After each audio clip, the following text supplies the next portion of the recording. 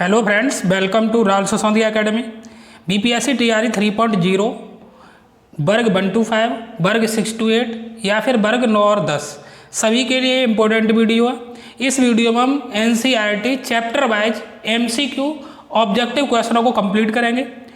BPSC TRE 3.0 teacher भर्ती के अलावा भी अगर आप किसी और प्रतियोगी परीक्षा की तैयारी कर रहे हैं फिर भी ये वीडियो आपके लिए काफ़ी अधिक इम्पोर्टेंट रहने वाला है। चलिए देखते हैं फिर क्वेश्चनों को। पहला क्वेश्चन है, ठंडे तन अम्ल से हाइड्रोजन गैस बनाता है। ये यहाँ पर खाली जगह दी हुई है, यानी इनमें से कौन सा तत्व है जो ठंडे तन अम्ल से हाइड्रोजन गैस बनाता है। पहला दिया सिलिका, दूसरा दिया कॉपर, तीसरा ऑप्शन दिया जिंक, चौथा दिया कार्बन।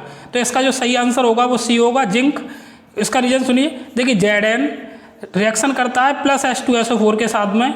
जब H2SO4 के साथ रिएक्शन करता है तो क्या बनाता है, ZnSO4 और प्लस के कौन सी गैस निकल जाती है, हाइड्रोजन यानी H2। तो ठंडे तन अम्ल से हाइड्रोजन गैस बनाता है, क्या बनाता है, जिंक। इसका कौन सा ऑप्शन सही हो जाएगा, इसका सी ऑप्शन सही हो जाएगा। नेक्स्ट क्वेश्चन है, निम्नलिखित यौगिकों में अम्लीय लवण कौन सा है। ये बताना है हमें, ये चार ऑप्शन दिए हुए, निम्नलिखित में से अम्लीय लवण कौन सा है। पहला दिया देखिए NaCl, दूसरा दिया Na2SO4, तीसरा दिया NaHSO4, चौथा दिया KCl। तो यहाँ पर देखिए जो अम्लीय लवण पूछा, कौन सा लवण बताना है, अम्लीय लवण। तो अम्लीय लवण आपका सी ऑप्शन होगा, सोडियम बाइसल्फेट यानी NaHSO4। चलिए नेक्स्ट क्वेश्चन है, क्षारीय विलयन का पीएच होता है। देखिए आपने पीएच के बारे में आपको जानकारी होगी। यहाँ पर अगर पीएच उदासीन का 7 होता है, यहाँ पर अगर लेफ्ट हैंड साइड में अगर हम चलते हैं, इधर की साइड में 1 2 3 4 5 करके ऐसे लिखे होते हैं। 7 से कम अगर पीएच मान है तो विलयन अम्लीय होता है, और 7 से अधिक राइट हैंड साइड की तरफ चल रहे हो, 8 9 10 इधर, तो जो विलयन होता है वो कैसा होता है, क्षारीय होता है। यहाँ आपने क्वेश्चन पूछा क्या, क्षारीय विलयन का पीएच है, तो 0 होगा नहीं। 7 पे उदासीन होता है, 7 से कम पे अम्लीय होता है, इसका डी ऑप्शन सही है। 7 से अधिक अर्थात इसका डी ऑप्शन सही हो जाएगा। चलिए नेक्स्ट क्वेश्चन है, निम्नलिखित में से कौन सा तत्व अम्ल के साथ संयोग करके हाइड्रोजन गैस निकालता है। तो अभी बताया था हमने आपको, इसमें ये ऑप्शन है क्लोरीन, बी दिया तांबा, सी दिया है जस्ता, डी दिया सल्फर। अभी हमने आपको बताया था कि जो Zn होता है, जिंक यानी जस्ता है, वो H2SO4 के साथ रिएक्शन करके क्या बनाता है, ZnSO4 और प्लस का H2। तो हाइड्रोजन गैस कौन निकालता है यहाँ पर, जस्ता, अर्थात इसका सी ऑप्शन सही हो जाएगा। नेक्स्ट क्वेश्चन है, क्वेश्चन नंबर 5, निम्नलिखित में से कौन सी धातु अम्ल से हाइड्रोजन विस्थापित नहीं करती है। 4 ऑप्शन दिए, Fe, Zn, Mg और Cu। तो इसमें कौन सी ऐसी धातु है जो अम्ल से हाइड्रोजन विस्थापित नहीं करती है। तो आपको सक्रियता श्रेणी यानी विद्युत रासायनिक श्रेणी के बारे में जानकारी होगी। इसमें होता क्या है कि हाइड्रोजन से जो ऊपर की धातुएं ऊपर रखी गई हैं विद्युत रासायनिक श्रेणी में, वो अम्ल से हाइड्रोजन को विस्थापित कर देती हैं, और जो हाइड्रोजन से नीचे रखी हुई है, जो कॉपर है, वो हाइड्रोजन से नीचे रखी हुई है, और जो बाकी बची आपकी Fe, Zn और Mg, ये हाइड्रोजन से ऊपर रखी हुई हैं। तो ये तीनों धातुएं अम्ल से हाइड्रोजन को विस्थापित कर देती हैं, लेकिन जो Cu है वो हाइड्रोजन के नीचे रखा हुआ है विद्युत रासायनिक श्रेणी में, इसलिए अम्ल से हाइड्रोजन को विस्थापित नहीं कर पाता है। अर्थात इसका कौन सा ऑप्शन सही हो जाएगा आपका, इसमें डी ऑप्शन यानी कॉपर सही हो जाएगा। नेक्स्ट क्वेश्चन है, निम्नलिखित में से कौन सा कथन उदासीन घोल के लिए असत्य है। इसमें से कौन सा ऑप्शन है जो असत्य है। पहला ये ऑप्शन दिया है, हाइड्रोजन आयन H+ के सांद्रण का मूल 10⁻⁻⁻ के 7 मोल प्रति लीटर है, बिल्कुल सही है ये।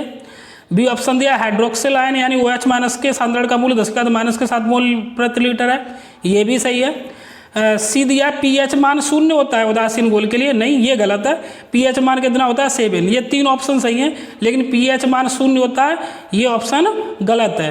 अर्थात इसमें पूछा कौन सा असत्य है, तो असत्य है, तो इसलिए कौन सा ऑप्शन सही हो जाएगा, इसका सी ऑप्शन सही हो जाएगा। नेक्स्ट क्वेश्चन है, H2SO4 के जलीय विलयन का पीएच मान होता है, अथवा बोले क्वेश्चन इस तरीके से ही पूछ लिया जाता है, एक विलयन नीले लिटमस को लाल कर देता है, तो इसका पीएच मान क्या होगा। देखिए 2 क्वेश्चन बनते हैं। अगर नीले लिटमस को लाल किया जा रहा है तो वो पहली बात क्लियर है, नीले लिटमस को लाल अम्ल करता है, तो निश्चित है वो अम्ल होगा, और जब अम्ल होगा तो उसका पीएच मान 7 से कम होगा, 0 होगा नहीं, 7 होगा नहीं, 7 से अधिक होगा नहीं, क्योंकि नीले को लाल कर रहा है, नीले को लाल अम्ल करता है, इसलिए इसका जो पीएच मान है 7 से कम होगा, अर्थात इसका बी ऑप्शन सही हो जाएगा। एक क्वेश्चन और पूछा जाता है यहाँ पर, यही यहाँ पर नीले की जगह लाल की जगह ये बोल देता कि कोई एक विलयन है जो लाल को क्या कर देता है, नीला कर देता है। लाल को अगर नीला करता तो उसका पीएच मान कितना होगा, तो वो क्षार होता। अगर लाल को नीला करेगा तो उसका पीएच मान 7 से अधिक होता। जैसे ऑप्शन में दिया होता 8, 9, 10 या बोल देता 7 से अधिक, तो इसमें डी ऑप्शन सही होता। तो आपको दोनों पॉइंट याद रखने, नीले को लाल करेगा अम्ल और लाल को नीला करता है क्षार, उसी के अकॉर्डिंग इनके पीएच मान होते हैं। नेक्स्ट क्वेश्चन दिया धावन सोडा का रासायनिक सूत्र है। तो धावन सोडा का रासायनिक सूत्र क्या है ये बताना है। ए ऑप्शन है NaHCO3, बी दिया Na2CO3.10H2O, सी दिया CaOCl2 और डी दिया है NaOH। तो इसमें देखिए कौन सा ऑप्शन सही हो जाएगा, तो इसका बी ऑप्शन यानी Na2CO3.10H2O ये सही है। अगर धावन सोडा का पूछेगा तो Na2CO3.10H2, अगर खाने का सोडा पूछता तो याद रखना इसका ऑप्शन होता है सोडियम बाइकार्बोनेट यानी NaHCO3। अभी इसका धावन सोडा है तो कौन सा ऑप्शन सही होगा, बी ऑप्शन सही होगा। नेक्स्ट क्वेश्चन है क्वेश्चन नंबर 9। इसमें क्या बोल रहा है देखते हैं। क्षारक के साथ हल्दी का रंग होता है। क्षारक के साथ हल्दी का रंग कैसा होता है, पीला होता है। क्षार के साथ जो हल्दी होती है वो कैसा रंग दिखाती है, नारंगी दिखाती है, भूरा या लाल या अपरिवर्तित। तो देखा होगा आपने, जैसे सब्जी के दाग लग जाते हैं उसमें हल्दी डली होती है तो उसका रंग कैसा हो जाता है, भूरा और लाल, भूरा लाल टाइप में होता है। तो अर्थात इसका सी ऑप्शन सही हो जाएगा। नेक्स्ट है अम्लीय वर्षा के जल का संभावित पीएच मान क्या होगा। वर्षा ही देखिए कैसी बोल दी, अम्लीय वर्षा।